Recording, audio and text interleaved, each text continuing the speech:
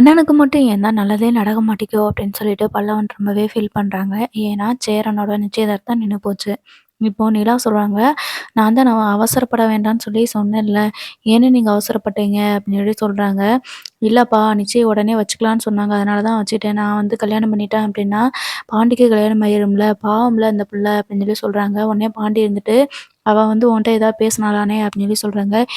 அப்படிலாம் இல்ல பாண்டி. நான் பொதுவா சொல்றேன். எனக்கு கல்யாணம் ஆயிருச்சு அப்டின்னா, உனக்கு கல்யாணம் ஆயிரும்ல. அதனால தான் நான் சொன்னேன் அப்டின்னு சொல்லி சொல்றாங்க.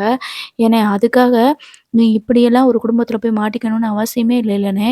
என் வாழ்க்கை எப்படி வேணாலும் போயிட்டு போகுதுண்ணே. நீ நல்ல நல்ல வாழ்க்கைய அமைச்சுக்கோண்ணே. இத்தன நாளா எனக்காக கஷ்டப்பட்டுட்டு இருந்த. கல்யாண வாழ்க்கையாவது நல்லா அமையணும்லண்ணே. ஏண்ணே நீ இப்படி பண்ண? அப்டின்னு சொல்லிட்டு பாண்டியும் கோவத்தோட கேட்டுட்டே இருக்காங்க. ஸோ, இப்ப என்ன ஆகுது அப்டின்னா, சரி விடு நிச்சயதார்த்தம் தான் நின்னு போச்சுல்ல. நம்ம வேற ஏதாவது பொண்ணு பார்க்கலாம் அப்டின்ற மாதிரி நிலா வந்து சொல்லிட்டு இருக்கிறாங்க. ஸோ, பல்லவனோட அம்மா வந்தா நல்லாயிருக்கும். பார்ப்போம்.